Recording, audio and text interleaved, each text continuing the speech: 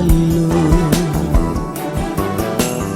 അങ്ങേ അല്ലാതെ ഒന്നും നേടുവാൻ ഇല്ലല്ലോ ഈ ധരയിൽ. ക്രിസ്തുവിലുള്ള സ്വാതന്ത്ര്യത്തെക്കുറിച്ചാണ് ഞാൻ നിങ്ങളോട് സംസാരിച്ചു കൊണ്ടിരുന്നത്. അവിടെ നമ്മൾ വചനത്തിൽ നിലനിൽക്കുന്നതിൻ്റെ പ്രാധാന്യതയെക്കുറിച്ചാണ് കഴിഞ്ഞ ആഴ്ചയിൽ ചിന്തിക്കുവാനായിട്ട് ദൈവം സഹായിച്ചത്.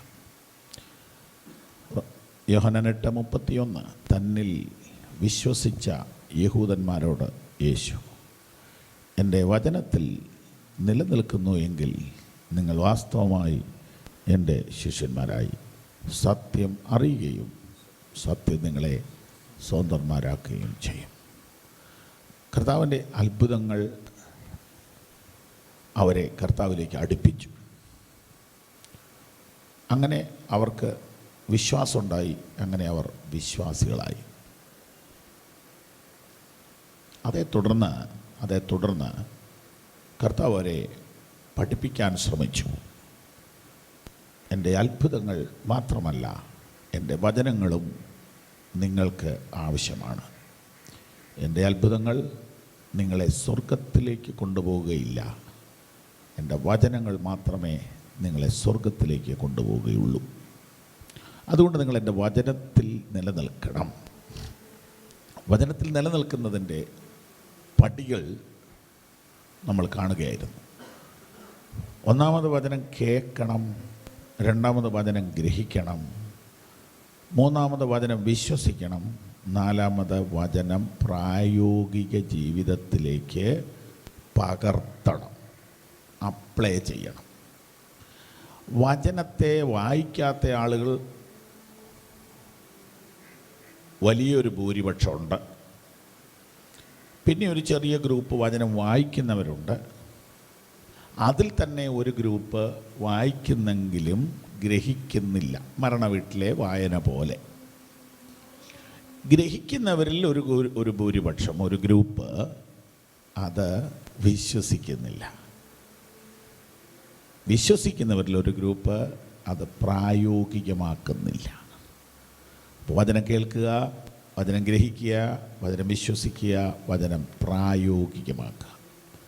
വചനം പ്രായോഗികമാക്കുന്നതിനെക്കുറിച്ചാണ് യോഹന്നാൻ 8:31 വായിച്ചത്. തന്നിൽ വിശ്വസിച്ച യഹൂദന്മാരോട് യേശു, എൻ്റെ വചനത്തിൽ നിലനിൽക്കുന്നു എങ്കിൽ. വചനത്തിൽ നിലനിൽക്കുക എന്ന് പറയുമ്പോൾ അതൊരു 5ാമത്തെ പടിയായിട്ടേ വരികയുള്ളൂ, അല്ലെങ്കിൽ 4ാമത്തെ പടിയായിട്ടേ വരികയുള്ളൂ. അപ്പോൾ വചനം കേൾക്കാത്ത ഒരു കൂട്ടർ, ഗ്രഹിക്കാത്തവർ, വിശ്വസിക്കാത്തവർ അവിടെ നിന്നെല്ലാം കയറി മുമ്പോട്ട് വന്നിട്ട് ഫിൽറ്റർ ചെയ്ത് ഏറ്റവും നല്ല വെള്ളം എടുക്കുന്നത് പോലെ കേട്ടു, ഗ്രഹിച്ചു, വിശ്വസിച്ചു, പ്രാക്ടിക്കലാക്കാൻ ശ്രമിക്കുന്നു. അവർ മാത്രമേ ശിഷ്യത്വത്തിലേക്ക് വരികയുള്ളൂ. ഭൂലോകത്തിലൊക്കെയും പോയി സകല മനുഷ്യരെയും മതം മാറ്റുവീൻ എന്ന് ക്രിസ്തുനാഥൻ പറഞ്ഞിട്ടില്ല. ഭൂലോകത്തിലൊക്കെയും പോയി സകല സൃഷ്ടികളോട് സുവിശേഷം പ്രസംഗിക്കുവീൻ, വിശ്വസിക്കുന്നവരെ ശിഷ്യരാക്കുവീൻ എന്നാണ് പറഞ്ഞത്. ആ ശിഷ്യരാക്കൽ പ്രക്രിയയാണ് വചന ശുശ്രൂഷയിലൂടെ നടക്കുന്നത്. അപ്പോൾ വചനം പറയുന്നതും കേൾക്കുന്നതും ഒരൊറ്റ ഉദ്ദേശത്തിന് വേണ്ടിയാണ്, ക്രിസ്തുവിൻ്റെ ശിഷ്യത്വത്തിലേക്കുള്ള കാൽവെപ്പുകളാണ് ഈ വചന കേൾവി.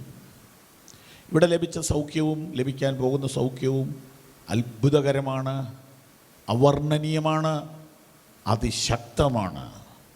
അത് നിങ്ങളെ യേശുവിലേക്ക് അടുപ്പിക്കുകയും തുടർന്ന് വചനത്തിലേക്ക് അടുപ്പിക്കുകയും തുടർന്ന് ശിഷ്യത്വത്തിലേക്ക് അടുപ്പിക്കുകയും ചെയ്യേണ്ടതാകുന്നു.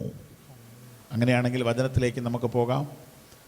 നമുക്കൊരു പ്രാവശ്യം കൂടെ നോക്കാം. യോഹന്നാന്റെ സുവിശേഷം 8:31 തന്നിൽ വിശ്വസിച്ച യഹൂദന്മാരോട് യേശു, എൻ്റെ വചനത്തിൽ നിലനിൽക്കുന്നു എങ്കിൽ നിങ്ങൾ വാസ്തവമായി എൻ്റെ ശിഷ്യന്മാരായി സത്യം അറിയുകയും സത്യം നിങ്ങളെ സ്വതന്ത്രന്മാരാക്കുകയും ചെയ്യും എന്ന് പറഞ്ഞു. അനേക പ്രാവശ്യം ഈ വചനം വായിച്ചു.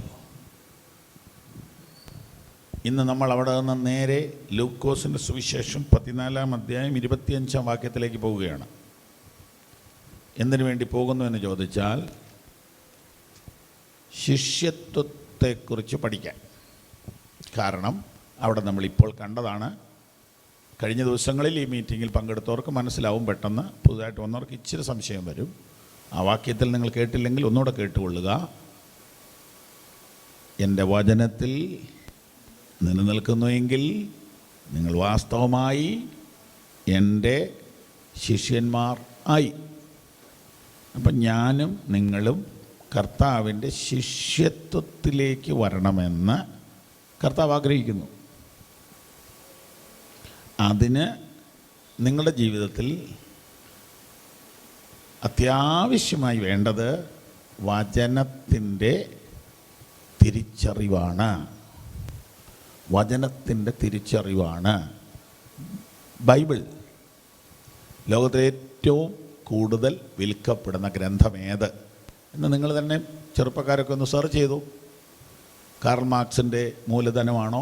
ലോകത്തിലെ ഏതാ ലോകത്തിൽ ഏറ്റവും കൂടുതൽ വിൽക്കപ്പെടുന്ന പുസ്തകം ഏതാ? ഒറ്റ ഉത്തരമേ ഉള്ളൂ, ബൈബിൾ. ലോകത്തിലെ ഏറ്റവും അധികം തർജ്ജമ ചെയ്യപ്പെട്ട പുസ്തകം ഏതാ? ബൈബിൾ. ഏറ്റവും കൂടുതൽ പ്രസംഗിക്കപ്പെടുന്ന പുസ്തകം ഏതാ? ബൈബിൾ. ഇപ്പോൾ ടെലിവിഷൻ ചാനൽ തുറന്നാൽ ഒരു 50 പ്രസംഗം നിങ്ങൾക്ക് ടെലിവിഷനിൽ മാറി മാറി വരുന്ന കാണാം.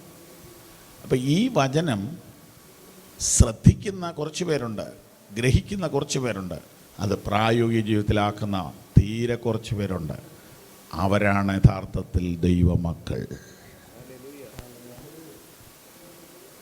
അതിലേക്ക് പ്രവേശിക്കുവാൻ നമുക്കൊന്ന് ആഗ്രഹിച്ചുകൂടെ? അയ്യോ, അതൊന്നും എന്നെ കൊണ്ട് കഴിയില്ല എന്ന ചിന്തയെ നിങ്ങൾ തോപ്പിക്കണം. എല്ലാവർക്കും ആ ചിന്തയുണ്ട്, എനിക്കുണ്ട് ചിന്ത. പക്ഷേ അതിന് നമുക്കൊരു മറുപടി എന്നാണെന്നറിയോ? നിങ്ങളിൽ മക്കളുള്ളവരൊക്കെ ഒന്ന് ഞാൻ ഈ പറയുന്ന ഉദാഹരണം ചിന്തിക്കണം. നിങ്ങളുടെ മക്കൾക്ക് എടുക്കാൻ മേലാത്ത ഭാരം നിങ്ങളുടെ മകൻ്റെ തലയിൽ നിങ്ങൾ വെക്കുമോ? നിങ്ങളുടെ കുഞ്ഞിന് കുടിക്കാൻ മേലാത്ത ചൂട് നിങ്ങൾ കൊടുക്കുമോ? 1 വയസ്സുള്ള 1.5 വയസ്സുള്ള കുഞ്ഞിന് ചൂടുവെള്ളം, ചൂട് ചായ കൊടുക്കാൻ നേരത്തെ നിങ്ങൾ വീണ്ടും കുടിച്ചു നോക്കുകയില്ലേ? തൊട്ട് നോക്കുകയില്ലേ? നിങ്ങളുടെ കുഞ്ഞിന് താങ്ങാൻ മേലാത്ത ചൂട് നിങ്ങൾ കൊടുക്കുമോ? നിങ്ങളുടെ കുഞ്ഞിനോട് നിങ്ങൾ 25 കിലോ അരി എടുത്തുകൊണ്ട് കാറിൽ നിന്ന് എടുത്ത് വീട്ടിൽ വെക്കാൻ പറയുമോ? 3 വയസ്സുള്ള കുഞ്ഞിനോട് പറയില്ല. അത്രയെങ്കിലും കോമൺ സെൻസ് ഇല്ലാത്തവനാണോ ഈശോ? യേശു ക്രിസ്തു നിങ്ങളെൻ്റെ ശിഷ്യന്മാരാകും എൻ്റെ വചനത്തിൽ നിലനിന്നാൽ എന്ന് പറയുമ്പോൾ നമുക്കത് കഴിയില്ലെങ്കിൽ നമ്മളോടത് പറയില്ലെന്ന് ഒരു സാധാരണ വിശ്വാസമെങ്കിലും നമുക്കുണ്ടാകണം. അതുകൊണ്ട് എനിക്കത് കഴിയും. ഇപ്പം നിങ്ങൾ TV വെച്ചാൽ, റേഡിയോ വെച്ചാൽ കേൾക്കുന്നൊരു വാക്കുണ്ട്, സാധ്യമാണ്. നിങ്ങൾ കേട്ടോ? ഞാനിതെല്ലാം കേൾക്കും. തിരക്കിനിടയിൽ വണ്ടിയിൽ റേഡിയോ വെച്ച് കേൾക്കുന്നുണ്ട്. ഒരു ദിവസം ഒരു 20 പ്രാവശ്യമെങ്കിലും കേൾക്കാം. സാധ്യമാണ്. 90 വയസ്സുള്ള ആളുടെ ശബ്ദത്തിലും കൊച്ചു പിള്ളേരുടെ ശബ്ദത്തിലും പെൺകുട്ടികളുടെ ശബ്ദത്തിലും ഒക്കെ പരസ്യം വന്നുകൊണ്ടിരിക്കുക. ബഹുമാനപ്പെട്ട പ്രധാനമന്ത്രിയുടെയാണത്. സാധ്യമാണ്, സാധ്യമാണ് ഇങ്ങനെ പറഞ്ഞുകൊണ്ടിരിക്കുക. എന്നാ കാര്യം? നോട്ടില്ലാതെ ജീവിക്കാൻ സാധ്യമാണെന്ന്. നോട്ടില്ലാതെ ജീവിക്കാൻ സാധ്യമാണ്. ഇതായി പറഞ്ഞുകൊണ്ടിരിക്കുന്നത്. എത്ര പ്രാവശ്യം എന്നറിയോ? ലക്ഷക്കണക്കിന് പ്രാവശ്യം പറഞ്ഞുകൊണ്ടിരിക്കുക. എങ്കിൽ ഇന്ന് ഈ യോഗം കഴിയുമ്പോൾ പോകുമ്പം പറഞ്ഞുകൊണ്ട് പോകണം, സാധ്യമാണ്. എന്ത്? ദൈവവചനം അനുസരിച്ച് ജീവിക്കാൻ സാധ്യമാണ്. പ്രൈസ് അല്ലാഹ്. TV അങ്ങനെ കാണിക്കുമ്പം കുറേ പേര് അവിടെ നിന്ന് ഇങ്ങനെ കാണിക്കും, സാധ്യമാണ്. അതെ, ഇനിയും തൊട്ട് കാണുമ്പം പ്രൈസോടല്ല പറയേണ്ടത്, സാധ്യമാണ്. എന്ത്? ദൈവവചന പ്രകാരം ജീവിക്കാൻ സാധ്യമാണ്. ദൈവവചന പ്രകാരം ജീവിക്കാൻ സാധ്യമാണ്. സാധ്യമല്ലെങ്കിൽ പറയുമോ? യേശുവിനെ പോലെ ഇത്ര എന്താ പറയുക, അമ്മയേക്കാൾ അപ്പനേക്കാൾ വിശ്വസിക്കാൻ കൊള്ളാവുന്ന കർത്താവ് അസാധ്യമായ ഒരു കാര്യം നിന്നോട് ചെയ്യാൻ പറയുമോ? എങ്കിൽ ഈ വാക്യം വായിച്ചേച്ച് പറയണം, സാധ്യമാണ്. സാധ്യമാണ്. കൈകൾ ഉയർത്തിക്കൊണ്ട് പറഞ്ഞാട്ടെ, സാധ്യമാണ്. സാധ്യമാണ്. എന്ത്? ദൈവവചന പ്രകാരം ജീവിക്കൽ സാധ്യമാണ്. നിങ്ങൾ എൻ്റെ വചനത്തിൽ നിലനിൽക്കുന്നു എങ്കിൽ നിങ്ങളെൻ്റെ ശിഷ്യന്മാരാകും. ശിഷ്യന്മാരായി കഴിഞ്ഞിട്ടാണ് സ്വതന്ത്രന്മാരാകുന്നത്. അപ്പോൾ അത് പിന്നെ പറയാം. കഴിഞ്ഞ ദിവസം അതിൻ്റെ മുഖവുര പറഞ്ഞതാണ്. അവിടെ കോമായിട്ടിരിക്കുകയാണ്. ശിഷ്യന്മാരായി സത്യം അറിയുകയും സത്യം നിങ്ങളെ സ്വതന്ത്രന്മാരാക്കുകയും ചെയ്യും. അപ്പോൾ ശിഷ്യത്വം, സത്യം, സ്വാതന്ത്ര്യം, ഓരോ സ്റ്റെപ്പാണത്. ദൈവം അനുവദിച്ചാൽ നമുക്ക് അങ്ങോട്ട് പോകാൻ പറ്റും. അങ്ങനെയാണ് ശിഷ്യത്വത്തിലോട്ട് നമുക്ക് ഇന്നൊന്ന് എത്തി നോക്കാം. അടുത്ത അരമണിക്കൂർ സമയം ലൂക്കോസ് സുവിശേഷം 14-ാം അധ്യായം 25 മുതൽ ഒന്ന് നിർത്തി വ്യക്തമായി വായിക്കാം.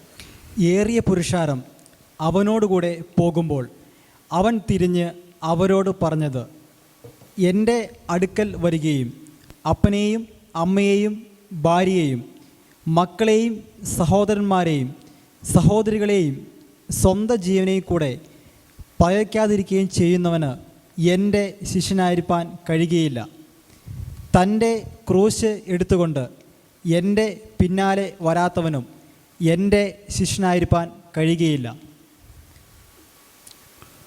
നിങ്ങളിൽ ആരെങ്കിലും ഒരു ഗോപുരം പണിവാൻ ഇച്ഛിച്ചാൽ ആദ്യം ഇരുന്ന് അത് തീർപ്പാൻ വക ഉണ്ടോ എന്ന് കണക്ക് നോക്കുന്നില്ലയോ? ഒന്ന് നിർത്തിക്കോ. നിങ്ങളെല്ലാവരും ഞാൻ അത്രയും വായിച്ചിട്ടില്ലെന്ന് എനിക്കറിയാവുന്നതുകൊണ്ട് ഞാൻ ഇച്ചിരൂടെ ലളിതമാക്കാൻ പോവുക. ശിഷ്യത്വത്തെക്കുറിച്ച് പറഞ്ഞിട്ടുള്ള അതിശക്തമായ ഈ വേദഭാഗത്ത് ഗോപുരം പണിയെക്കുറിച്ച് എന്തിനു പറഞ്ഞു? ഒന്ന് ചിന്തിക്കണ്ടേ? വായിച്ചു പോകുന്നതിനിടയിൽ ഒന്ന് ചിന്തിച്ചേ. ഈ വായിച്ച് അത്രയും ഒന്നുകൂടെ വായിച്ച്.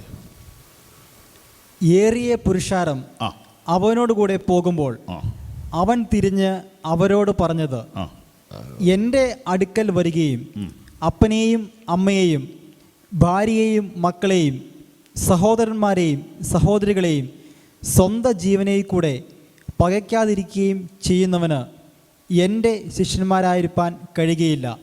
സാധ്യമാണ്. തൻ്റെ ക്രൂശ് എടുത്തുകൊണ്ട്. ഒരു മിനിറ്റ് നിർത്തിക്കേ. അപ്പനെയും അമ്മയെയും ഭാര്യയെയും മക്കളെയും സമ്പത്തിനെയും അധികമായി യേശുവിനെ സ്നേഹിച്ചെങ്കിലേ ശിഷ്യത്വത്തിലോട്ട് പോകാൻ പറ്റുള്ളൂ. സാധ്യമാണോ? ചേർന്ന് പറഞ്ഞാട്ടെ. സാധ്യമാണ്. കാരണം സാധ്യം അല്ലെങ്കിൽ യേശു പറയത്തില്ല. അതതിൻ്റെ കാര്യം. ഏറിയ പുരുഷാരം തൻ്റെ അടുക്കൽ വരുമ്പോൾ ഒരു വലിയ ജനക്കൂട്ടത്തെ കണ്ടു യേശു. അതെ, ഇന്ന് ഈ വചനം കേൾക്കുന്ന വലിയൊരു ജനക്കൂട്ടമുണ്ട്. ഇവിടെ മാത്രമല്ല, ഇത് ഇൻ്റർനെറ്റിൽ അനേകർ കാണും. ഇത് കാണുന്ന വലിയ ജനക്കൂട്ടത്തോട് പറയുകയാണ്, എൻ്റെ അടുക്കൽ വരുന്ന നിങ്ങളുടെ അഫെക്ഷൻ, നിങ്ങളുടെ അറ്റാച്ച്മെൻറ്റ്, നിങ്ങളുടെ സ്നേഹം, നിങ്ങളുടെ റിലേഷൻ, അതിനെ ഒന്ന് ചെക്ക് ചെയ്യണം. അതിനേക്കാളെല്ലാം ഉയർന്ന ബന്ധം എനിക്ക് നിങ്ങളോടുണ്ടാകണം. എന്നെ നിങ്ങളൊരു ഡോക്ടറെ കാണുന്ന പോലെ കണ്ടാൽ പോരാ. ഡോക്ടറെ നിങ്ങൾ കാണുന്നത് രോഗം വരുമ്പോഴാണ്. രോഗം മാറിക്കഴിഞ്ഞ് ഡോക്ടറെ വിളിച്ചിട്ട് എനിക്ക് സുഖമാണെന്ന് പറയുന്ന എത്ര രോഗികളുണ്ട്? അങ്ങനെ വിളിച്ചാൽ ഡോക്ടർക്ക് നേരവുമില്ല. രോഗം മാറിയാൽ ഡോക്ടറെ മറക്കുക. ഇതാണ് നമ്മുടെ രീതി. യേശുക്രിസ്തു നിങ്ങൾക്കൊരു ഡോക്ടറായാൽ പോരാ. അപ്പനേക്കാൾ, അമ്മയേക്കാൾ, മക്കളേക്കാൾ, സമ്പത്തിനേക്കാൾ ഇമ്പോർട്ടൻ്റായ ഒരു റിലേഷനായി മാറണം. മനസ്സിലായെങ്കിൽ ഹല്ലേലൂയ പറഞ്ഞാട്ടെ. സാധ്യമാണോ? സാധ്യമാണ്. അതുകൊണ്ടല്ലേ ആയിരങ്ങൾ ക്രിസ്തുവിന് വേണ്ടി മരിച്ചത്. അതുകൊണ്ടല്ലേ രക്തസാക്ഷികൾ ഇത്രമാത്രം ഉണ്ടായത്. യേശു പറയുന്നു, ഞാൻ നിങ്ങൾക്കൊരു ഡോക്ടറായാൽ മതിയോ? ഒരു കോടതി പ്രശ്നമുള്ള ഒരാൾക്ക് യേശു വക്കീല. ഒരു കേസുള്ള ഒരാൾക്ക് യേശു വക്കീല. കർത്താവേ എന്നെ സഹായിക്കണമേ, എനിക്കൊരു ന്യായം കിട്ടണേ, എനിക്കൊരു നീതി കിട്ടണേ, എൻ്റെ എതിരാളിയോട് നീ സംസാരിക്കണേ. അതെ, നിനക്ക് വേണ്ടി അവൻ വക്കീലാവും. നിനക്ക് വേണ്ടി അവൻ ഡോക്ടറാകും, നിനക്ക് വേണ്ടി അവൻ മന്ത്രിയാവും. പക്ഷേ അത് മതിയോ? കേസ് കഴിഞ്ഞാൽ വക്കീലിനെ ഒഴിവാക്കണം. കാരണം വക്കീലിനെ കൊണ്ട് നമുക്ക് ജീവിതകാലം മുഴുവൻ പോകാൻ ഒക്കുകയില്ല, ഭയങ്കര ഫീസാണ്. യേശു പറയുന്നു, ഞാൻ നിനക്കൊരു ഡോക്ടറായാൽ മതിയോ? നിൻ്റെ പനി മാറ്റി തന്നാൽ മതിയോ? അതോ നിൻ്റെ ജീവിതത്തിലെ ഏറ്റവും പ്രധാനപ്പെട്ട സ്ഥാനം എനിക്ക് നിൻ്റെ ഹൃദയത്തിൽ കിട്ടുമോ? ഹല്ലേലൂയാ, ഹല്ലേലൂയാ. അങ്ങേക്കാൾ വേറെ ഒന്നിനെയും സ്നേഹിക്കില്ല ഞാൻ യേശുവേ. അങ്ങേക്കാൾ വേറെ ഒന്നിനെയും സ്നേഹിക്കില്ല ഞാൻ യേശുവേ. അങ്ങേക്കാൾ വേറെ ഒന്നിനെയും സ്നേഹിക്കില്ല ഞാൻ യേശുവേ. ഇത്രമാം സ്നേഹം ഉയിർ കൊടുത്തെനിക്കായി, ഇത്രമാം സ്നേഹം ഉയിർ കൊടുത്തെനിക്കായി, മന്നവ വർണ്ണിപ്പാനെഴുതല്ല എനിക്ക്, മന്നവ വർണ്ണിപ്പാനെഴുതല്ല എനിക്ക്. എൻ പ്രിയനെ പോൽ സുന്ദരനായി ആരെയും ഞാൻ ഉലകിൽ കാണുന്നില്ല, മേലാലും ഞാൻ കാണുകയില്ല. എൻ പ്രിയനെ പോൽ സുന്ദരനായി ആരെയും ഞാൻ ഉലകിൽ കാണുന്നില്ല, മേലാലും ഞാൻ കാണുകയില്ല. ഇങ്ങനെ 100 പാട്ട് ഇതിനോട് കണക്ട് ചെയ്ത് പാടാനുണ്ട്. എൻ്റെ സ്നേഹം നിനക്കു മാത്രം, വേറെ ആരും കവരുകില്ല. എൻ്റേതെല്ലാം നിനക്കു മാത്രം, എന്നെ മുറ്റും തരും നീതാ. എൻ്റെ സ്നേഹം നിനക്കു മാത്രം, വേറെ ആരും കവരുകില്ല. എൻ്റേതെല്ലാം നിനക്കു മാത്രം, എന്നെ മുറ്റും തരുന്നീതാ. ആ കൈകളൊന്ന് ഉയർത്തിപ്പിടിച്ച് കർത്താവിൻ്റെ മുഖത്തേക്ക് ഒന്ന് നോക്കിക്കൊണ്ട് പറയാവോ? ഒന്ന് ട്രൈ ചെയ്തേ, സാധ്യമാണ്. ഒന്ന് ട്രൈ ചെയ്തേ. എൻ്റെ സ്നേഹം നിനക്കു മാത്രം, വേറെ ആരും കവരുകില്ല. എൻ്റേതെല്ലാം നിനക്കു മാത്രം, എന്നെ തരുന്നീതാ. എല്ലാ കണ്ണുകളും അടച്ചേ. ഇന്ന് ആദ്യമായിട്ട് വന്നവരും നേരത്തെ വന്നവരും ഒക്കെ വലത്തെ കൈ ഒന്ന് ഉയർത്തിപ്പിടിച്ചേ. ദൈവം തന്നെ ഇവിടെ കൊണ്ടുവന്നതാ കുഞ്ഞെ. നിന്നെ കൊണ്ട് പ്രതിജ്ഞ എടുപ്പിക്കുക. കർത്താവേ, എൻ്റെ സ്നേഹം നിനക്ക് മാത്രം. ഞാൻ എൻ്റെ ഭാര്യയെ സ്നേഹിക്കും, പക്ഷെ നിന്നേക്കാൾ ഇത് സ്നേഹിക്കത്തില്ല. ഞാൻ എൻ്റെ ജോലിയെ സ്നേഹിക്കും, നിന്നേക്കാൾ അധികം സ്നേഹിക്കത്തില്ല. ഞാൻ എൻ്റെ മക്കളെ സ്നേഹിക്കും, പക്ഷെ നീയാണ് എൻ്റെ വലുത്. എൻ്റെ സ്നേഹം നിനക്കു മാത്രം, വേറെ ആരും കവരുകില്ല. എൻ്റേതെല്ലാം നിനക്കു മാത്രം, മുറ്റും തരുന്നീതാ.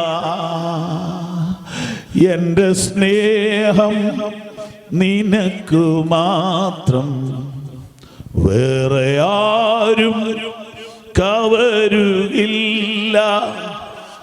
എൻ്റേതെല്ലാം നിനക്കു മാത്രം, എന്നെ മുറ്റും തരുന്നീതാ.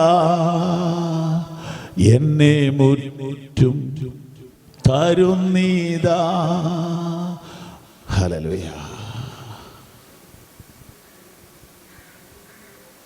ബൈബിളിലേക്ക് നോക്കാം. ബൈബിൾ കൊണ്ടുവന്നിട്ടുള്ളവരൊക്കെ നോക്കിയേ, ലൂക്കോസ് 14. ഈ ബൈബിളൊക്കെ നമുക്കിടെ ഒരു പ്രിയപ്പെട്ട പുസ്തകമായി മാറണം. പേടിപ്പിക്കുന്ന പുസ്തകമല്ല, പ്രിയപ്പെട്ട പുസ്തകമായിരിക്കണം. ഇത് നിനക്ക് വഴികാട്ടിയായിരിക്കണം. എപ്പോഴും തുറന്ന് വായിക്കാവുന്ന പോലെ ഒരു റിലേഷൻ ഉണ്ടാവണം.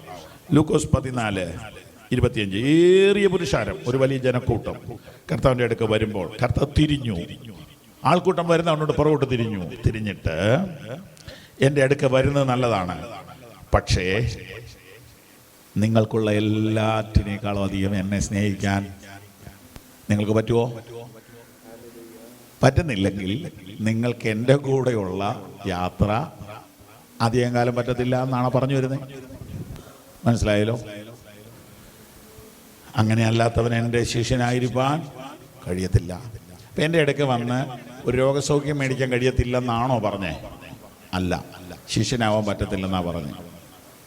കർത്താവിൻ്റെ ശിഷ്യത്വത്തിലേക്ക് വരുവാൻ നമുക്കിന്ന് ഒന്ന് സമ്മതിക്കാം.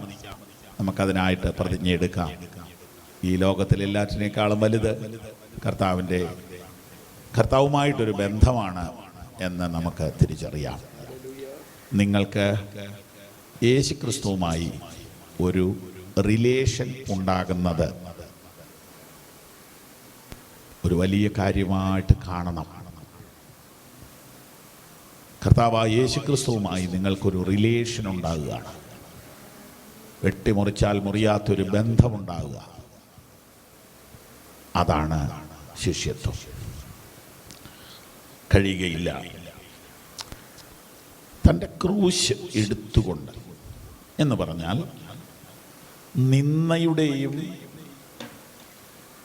പീഡനത്തിൻ്റെയും അപമാനത്തിൻ്റെയും അടയാളമാണ് ക്രൂശെന്ന് എല്ലാവർക്കും അറിയാം. എന്നാൽ ഇന്ന് ക്രൂശ് ആഭരണമാണ്, അലങ്കാരമാണ്, അഭിമാനമാണ്. എന്നാൽ അന്ന് ക്രൂശ് അപമാനമാണ്, നിന്ദയാണ്, ഭയമാണ്. എന്തുകൊണ്ടായിരിക്കും? ക്രൂശ് ക്രൂരന്മാരെ കൊല്ലാൻ ഉപയോഗിച്ചിരുന്നത്, മാന്യന്മാർക്കുള്ളതല്ലായിരുന്നു. എന്നാണ് ക്രൂശ് മാന്യന്മാരുടെ ആഭരണമായി മാറിയത്? ക്രിസ്തു മരിച്ച ശേഷമാണ്. ക്രിസ്തു ഉദ്ദേശിച്ച ക്രൂശ് ഏതാണ്? ക്രിസ്തുവിൻ്റെ പേരിൽ വരാവുന്ന അപമാനങ്ങൾ നിനക്ക് വഹിക്കാവോ? ക്രിസ്തുവിൻ്റെ പേരിൽ വരാവുന്ന നിന്ന നിനക്ക് ചുമക്കാവോ? അതാ ക്രൂശ് എന്നിവിടെ അർത്ഥമാക്കുന്നത്. എൻ്റെ ക്രൂശ് എടുത്തുകൊണ്ട്, തൻ്റെ ക്രൂശ് എടുത്തുകൊണ്ട്, തൻ്റെ എന്ന് പറയുന്നത് ക്രിസ്തുവിൻ്റെ അല്ല, നമ്മുടെയാണ്. അത് നമ്മുടെ ജീവിതകാലം മുഴുവൻ നമ്മൾ വഹിക്കേണ്ടതാണ്. അതിനെ കുടഞ്ഞു കളയരുത്, എക്സ്ചേഞ്ച് ചെയ്യരുത്. ഒരു കഥയുണ്ട്.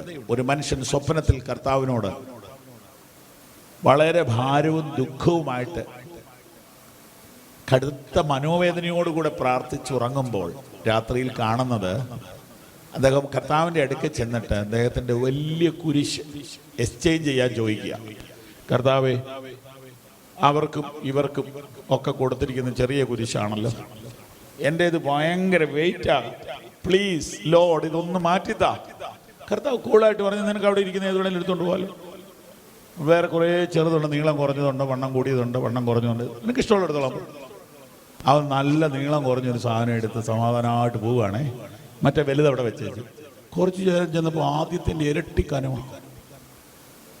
നീളം കുറവാണ്, വണ്ണവും കുറവാണ്, പക്ഷേ ആദ്യത്തിൻ്റെ ഇരട്ടി കനമായിട്ട് ഫീൽ ചെയ്യുക. സ്വപ്നത്തിലാണ്. വീണ്ടും കരഞ്ഞു കൂവി തിരിച്ചു വന്ന് കർത്താവ്, അതിനേക്കാൾ കനാണല്ലോ. മോനെ, നിനക്ക് എടുക്കാവുന്നതാണ് ഞാൻ തന്നത്. ഇനി വേണേ അത് വെച്ച് വേറെ എടുത്ത് നോക്കൂ. ഇതിൽ ഇഷ്ടമുള്ളത് എടുത്തു, പക്ഷെ വീണ്ടും തിരിച്ചു വരേണ്ടി വരും. അതുകൊണ്ട് ഇതങ്ങ് നിനക്ക് പറ്റിയത് എനിക്കല്ലേ അറിയാവുന്നത്. നിന്റെ പ്രായവും നിന്റെ പ്രഷറും നിന്റെ സ്വഭാവവും ഒക്കെ എനിക്കല്ലേ അറിയാവുന്നത്. നിനക്ക് കറക്റ്റാണ് ഞാൻ തന്നിരിക്കുന്നത്. നീ സ്തോത്രം പറഞ്ഞുകൊണ്ട് ജീവിതം മുഴുവൻ ഇതങ്ങ് ചുമക്ക് മകനെ. നീ തളരുമ്പോൾ ഞാൻ താങ്ങിക്കൊള്ളാം. നീ തളരുമ്പോൾ ഞാൻ താങ്ങിക്കൊള്ളാം. നിനക്ക് നടക്കാൻ വയ്യാതെ വരുമ്പോൾ ഞാൻ നിന്നെ ചുമന്നുകൊള്ളാം. ഹല്ലേലൂയാ, ഹല്ലേലൂയാ. ആമേൻ, ആമേൻ, ഹല്ലേലൂയ. 28-ാമത്തെ വാക്യം വായിച്ച 28. നിങ്ങളിൽ ആരെങ്കിലും ഒരു ഗോപുരം പണിവാൻ ഇച്ഛിച്ചാൽ. അവിടെ നിർത്തിക്കേ. അതെന്താ അങ്ങനെ പറഞ്ഞത്? ഇവിടെ നമുക്ക് എല്ലാവർക്കും ബൈബിൾ പഠിക്കാനുള്ള ബുദ്ധിയുണ്ട്. ഒരുപാട് ബുദ്ധിമാന്മാർക്കുള്ള പുസ്തകമല്ല ഇത്, സാധാരണക്കാർക്കുള്ള പുസ്തകം. ഒന്ന് നോക്കി, സിമ്പിളായിട്ട് ഇങ്ങനെ പഠിക്കണം.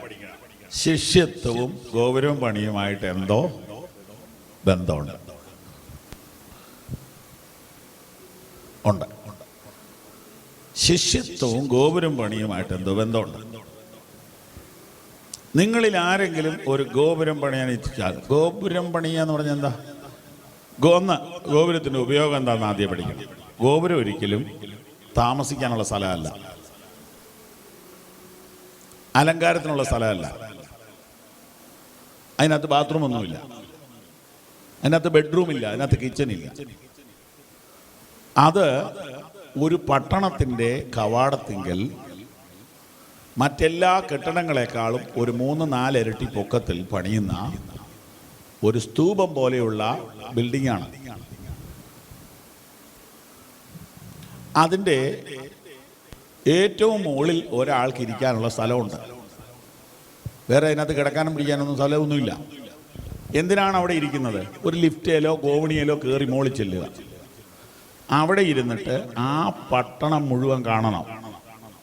ആ പട്ടണത്തിലേക്ക് ഏതെങ്കിലും ശത്രുക്കൾ പ്രവേശിക്കാൻ ഒരുങ്ങുന്നുണ്ടെങ്കിൽ വിവരം ഉത്തരവാദിത്തപ്പെട്ടവരെ അറിയിക്കുന്ന കാവൽക്കാരൻ ഇരിക്കാനുള്ള സ്ഥലമാണ് ഗോപുരം. വാച്ച്മാൻ ഇരിക്കാനുള്ള സ്ഥലമാണ്.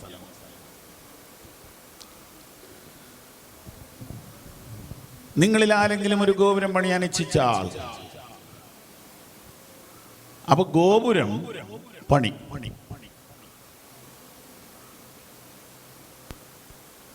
വീട് പണി എന്ന് പറഞ്ഞിരുന്നത് നമുക്ക് ഇച്ചിരി പെട്ടെന്ന് മനസ്സിലായി.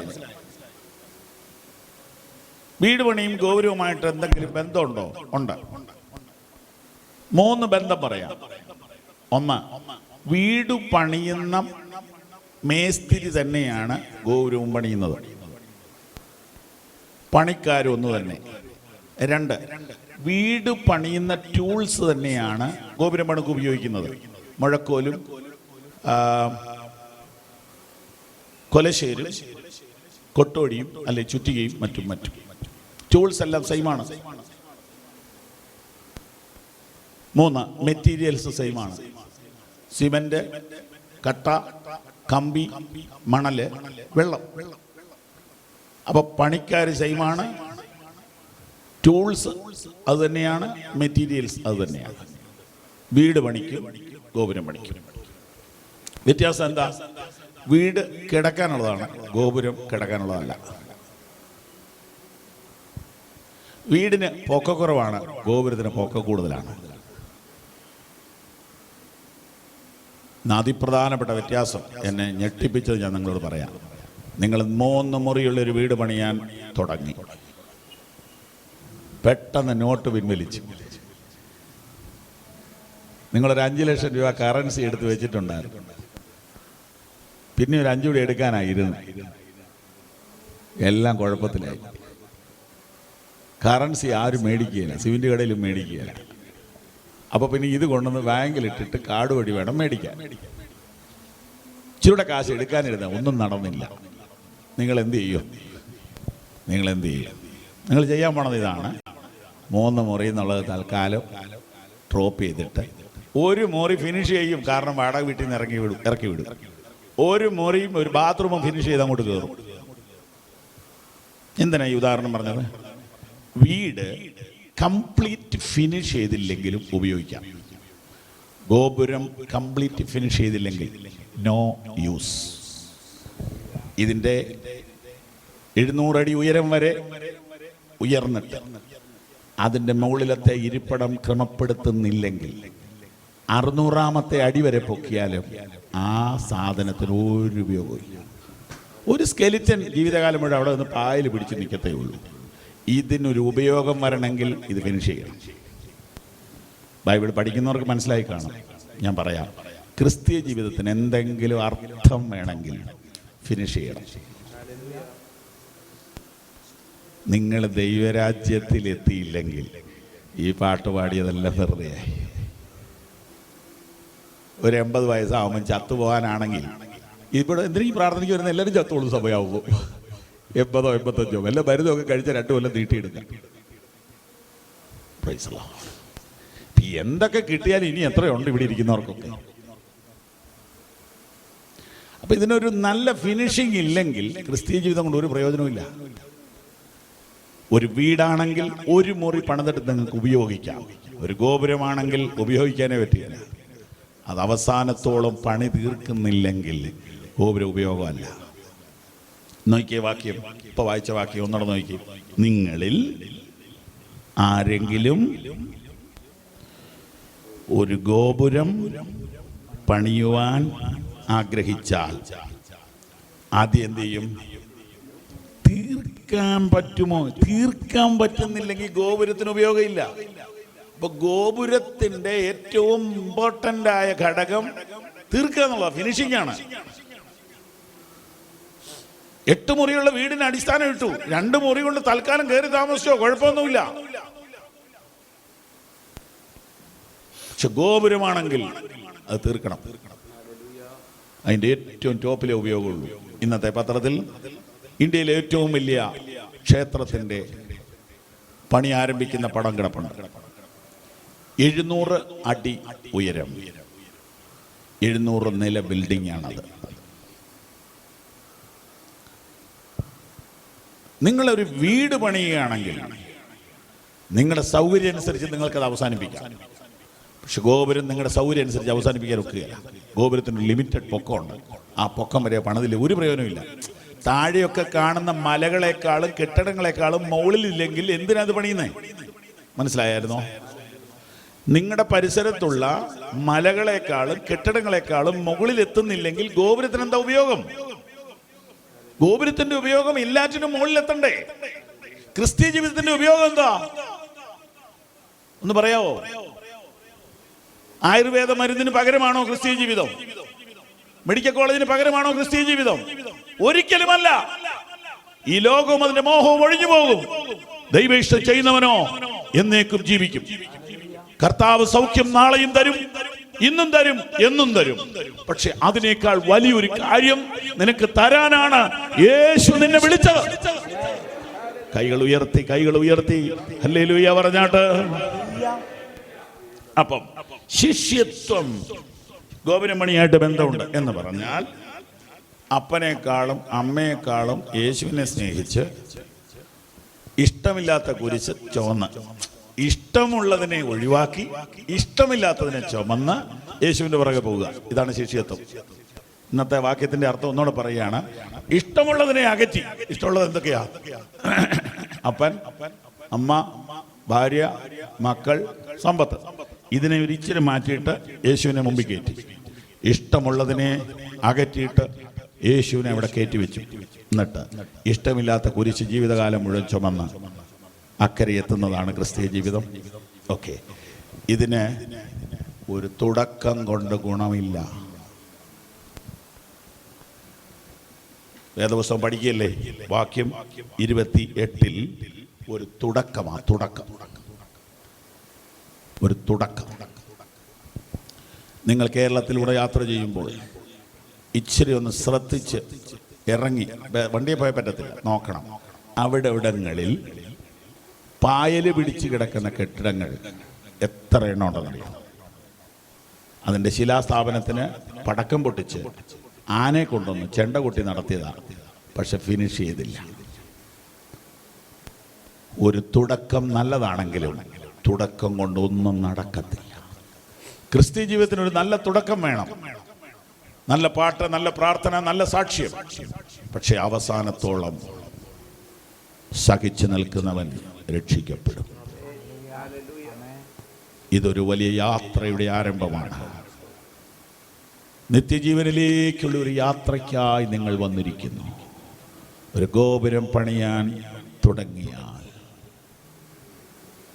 അപ്പോൾ ഒരു ചോദ്യം, വേണ്ട പണിയണ്ടെന്ന് വെച്ചാലോ? വെക്കല്ലേ, പണിയണ്ടെന്ന് വെക്കല്ലേ. നിന്റെ നിത്യജീവൻ നഷ്ടപ്പെടുത്തരുതേ. ഈ രാത്രിയിൽ നിന്റെ പ്രാണനെ നിന്നോട് ചോദിച്ചാൽ നിന്റെ ജീവിതം എന്താവും? നമ്മളൊന്നും വേണ്ടെന്നും പറഞ്ഞ് അങ്ങോട്ട് പോയാൽ പോണ വഴി നമ്മുടെ ശരീരം തളർന്നാൽ ആരോടാ പറയുക? നമ്മൾ രോഗിയായാൽ ആരെയാ വിളിക്കുക? ഈ ഒരു ജീവിതം എന്തിനാ?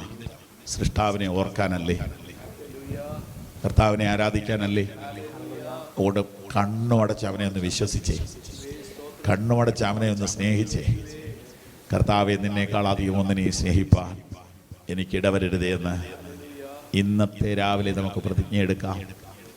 ഗോപുരം പണി. സ്തോത്രം, സ്തോത്രം, സ്തോത്രം, സ്തോത്രം, സ്തോത്രം, സ്തോത്രം. ശിഷ്യത്വം എന്ന് പറയുന്നത് ഒരു ഗോപുരം പണിക്ക് തുല്യമാണ്. അതിൻ്റെ അന്ത്യത്തിലാണ് അതിൻ്റെ പ്രയോജനം വരുന്നത്. ബഹുമാന്യ ദൈവമക്കളെ, ക്രിസ്ത്യ ജീവിതത്തിൻ്റെ യഥാർത്ഥ പ്രയോജനം ഇവിടെ വച്ചല്ല. മനസ്സിലായോ? ഒരു ഹല്ലേലൂയ പറഞ്ഞേ. ഒന്നുകൂടെ പറയുന്നു, ക്രിസ്തീയ ജീവിതത്തിൻ്റെ പ്രയോജനം ഇവിടെ വച്ചല്ല. അപ്പോൾ ഒരു ചോദ്യം നമ്മുടെ മനസ്സിലുണ്ടത് ചോദിക്കാം. ആ ചോദ്യം ഇതാണ്: ഇവിടെ വെച്ച് ഇല്ലേ? ഉണ്ട്. അതാണല്ലോ ഇപ്പൊ കേട്ട സാക്ഷ്യം.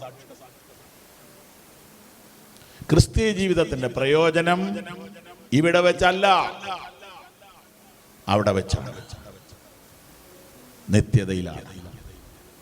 അതാണ് ഗോപുരം പണിയെന്ന ആശയം നമുക്ക് തരുന്ന ചിന്ത. ഇത് തീർക്കാൻ പറ്റുമോ എന്ന് കണക്ക് നോക്കണം. നമുക്ക് ഇന്ന് രാവിലെ കണക്ക് നോക്കാം. ഞാൻ ഈ എടുത്തു വെച്ച സ്റ്റെപ്പ് എനിക്ക് പൂർത്തീകരിക്കാൻ പറ്റുമോ? അപ്പോൾ കർത്താവ് പറയും, നിന്നെ കൊണ്ട് തന്നെ പറ്റത്തില്ല, ഞാൻ നിന്നെ സഹായിക്കാം. നിനക്ക് സമർപ്പണമുണ്ടെങ്കിൽ, നിനക്ക് ആഗ്രഹമുണ്ടെങ്കിൽ അവസാനം വരെ ഓടുവാൻ കൃപ ഞാൻ നിനക്ക് തരാം.